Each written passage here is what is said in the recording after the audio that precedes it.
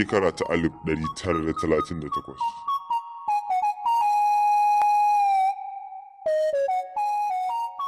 An yi wani matashin saurayi mai suna Suleiman, wanda yake ganin kamar shi kadai aka saukarwa da talauci.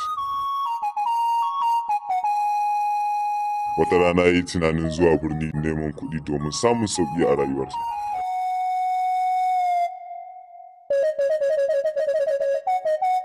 Akan hanyarsa ta zuwa birni sai ya haɗu da wani tsoho mai hikima.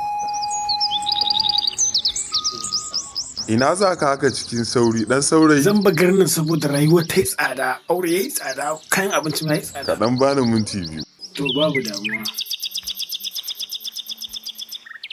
Yaro, duk sanda rayuwa ta yi tsanani, to jama'ar wannan zamani ne suka lalata ta. Domin idan har mutane suka bar lamarin Allah, to Allah zai jarabe su. Baba, me muka yi wanda ya lalata zamanin? Matuƙar mutane za su rika zubar da jini da wasa da abin da Allah ya ce a yi, to babu shakka zai jarabe. Baba, ta yaya za mu gyara wannan zamanin namu? Dole mutane su tuba su koma ga Allah. To baba, na gode da wannan shawara. Jama'a kar ku manta ku mana liking da sharing.